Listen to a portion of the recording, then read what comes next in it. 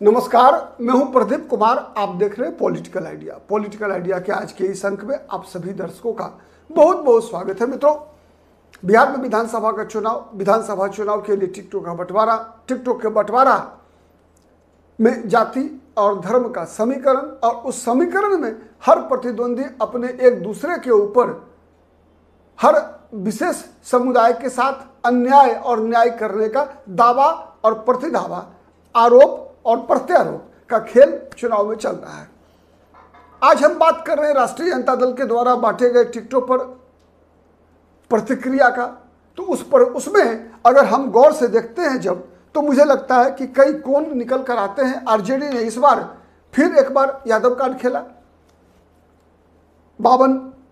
143 में 52 सीटों पर यादव जाति के उम्मीदवार को लड़ाया और 18 सीटों पर मुस्लिम उम्मीदवार को लड़ाया है आरजेडी ने। 16 सीटों पर तथाकथित अग्री जाति, सामान्य जाति जिसे आप कहते हैं, ठीक है, 7, 6, 13, 3, 16, ठीक है, सीटों पर जो है उन्होंने सामान्य जाति के उम्मीदवार को चुनाव लड़ाया है, लड़ाने का काम कर रही है। ठीक है, इसके अलावा अगर आप देखिए तो अति पिछड़ों का भी सीटें बढ़ाई गई है। कुशवाहा 11 सीट पर चुनाव लड़ रहे हैं आरजेडी की तरफ से। ठीक है, लेकिन जिस प्रकार से इस चुनाव के शुरू होने से पहले एआईएमआईएम के साथ आरजेडी की तनातनी हुई, तालमेल के मुद्दे पर जिस प्रकार का विवाद हुआ, जिस प्रकार से आरजेडी द्वारा एआईएमआईएम के 4 विधायकों को पिछले दिनों तोड़ लिया गया था, तब जब आरजेडी नीतीश कुमार के साथ जाकर सरकार बनाई थी, उसके बाद से लगातार एआईएमआईएम के निशाने पर आरजेडी और तेजस्वी यादव है। तो इस सूची से जो आरजेडी ने 143 उम्मीदवारों की सूची प्रकाशित किया, इस सूची से गठबंधन के सहयोगी नाराज, कांग्रेस नाराज कि मात्र आरजेडी ने पिछले विधानसभा चुनाव की तुलना में मात्र 1 सीटें छोड़ी, और वो 1 सीट भी छोड़ी किसके लिए? सीपीआईएमएल के लिए। मुकेश सहनी नाराज कि 60 सीट से 15 पर आना पड़ा, और 15 भी ऐसी सीटें दी गई जो सीट जीतने की संभावना थोड़ी कम है। खुश कौन है? खुश सबसे ज्यादा अगर कोई है तो ओवैसी, असदुद्दीन ओवैसी। क्यों?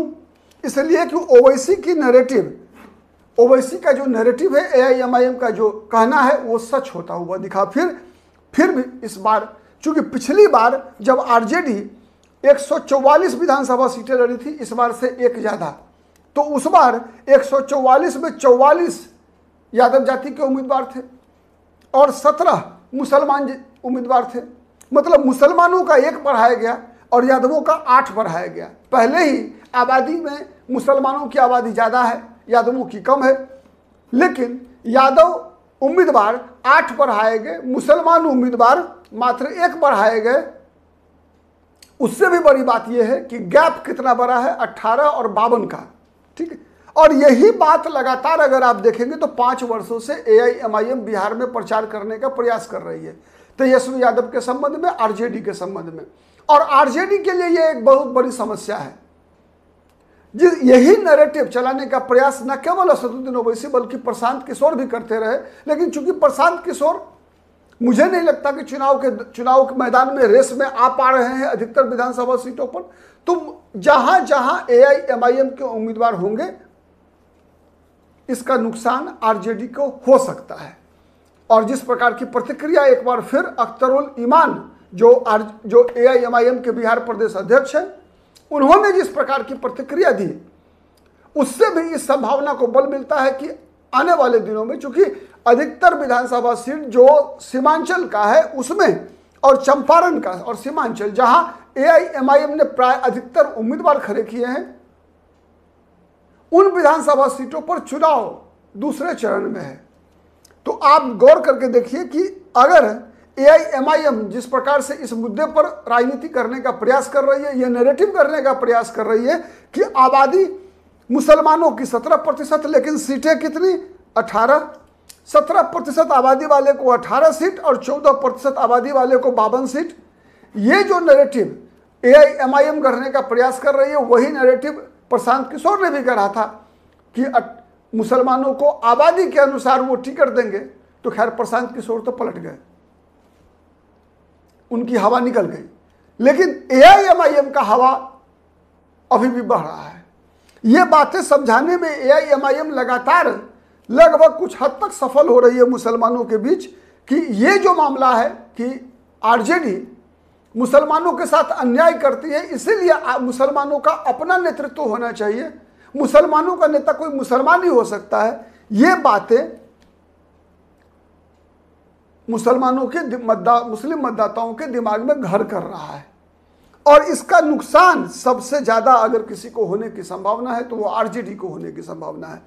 और ये एक बहुत ऐसा नुकसान है जिसकी भरपाई करना RJD के लिए बहुत ही मुश्किल होगा। और दिक्कत क्या है? दिक्कत यह भी है RJD के सामने कि अगर RJD मुसलमान उम्मीदवार की संख्या बढ़ाती है, यह RJD के सामने भी बहुत बड़ी परेशानी है। अगर RJD मुसलमान उम्मीदवार की संख्या बढ़ाती है तो मुसलमान जीत नहीं पाते। ये RJD की दुविधा है, तेजस्वी यादव की दुविधा ये है।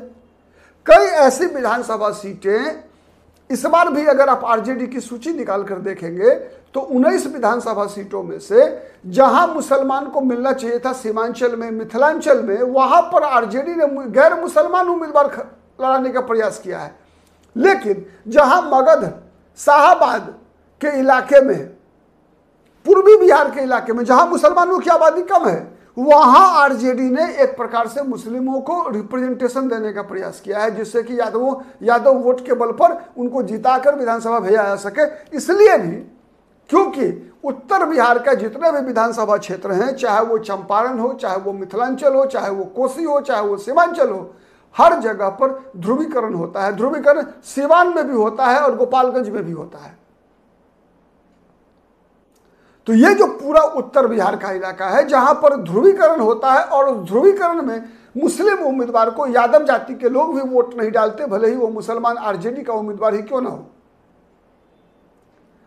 और इसी RJD की समस्या का लाभ उठाने का प्रयास असदुद्दीन ओवैसी लगातार करते हैं। बिहार में इसी बहाने पिछले विधानसभा चुनाव में भी जो 5 सीट जीतने में कामयाब हुई थी AIMIM, इसी लॉजिक, इसी नैरेटिव के बल पर पिछली बार भी ओवैसी ने चुनाव को परिणाम को सीमांचल में प्रभावित किया था। और उसका परिणाम क्या था कि 24 विधानसभा सीटें हैं सीमांचल में, जहां 5 सीटें जीत गई थी AIMIM, वहां 24 में 11 विधानसभा सीट लड़ रही थी RJD तालमेल में, 11 पर कांग्रेस लड़ रही थी, लेकिन कांग्रेस 11 में 5 जीत गई, RJD 11 में केवल 1 जीत पाई। लोकसभा चुनाव में भी वही खेल हुआ। लोकसभा चुनाव में भी सीमांचल के 4 लोकसभा सीट में RJD 2 सीट पे लड़ रही थी, कांग्रेस 2 सीट पे लड़ रही थी।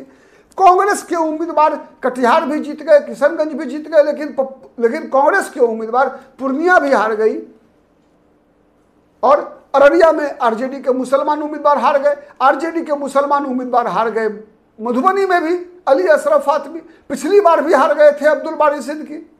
तो ये जो समस्या है RJD के समक्ष, उसी समस्या का फायदा उठाने का प्रयास AIMIM कर रही है। इस बार उस नुकसान को कितना रोक पाते हैं तेजस्वी यादव, ये तेजस्वी यादव के लिए एक बड़ी चुनौती है। इस चुनौती पर कितना खरा उतरते हैं तेजस्वी यादव, इसी पर निर्भर करेगा महागठबंधन की सफलता, और इसी पर निर्भर करेगा तेजस्वी यादव का भी अपना सीटों का आंकड़ा। आज के लिए इतना ही, बहुत बहुत धन्यवाद।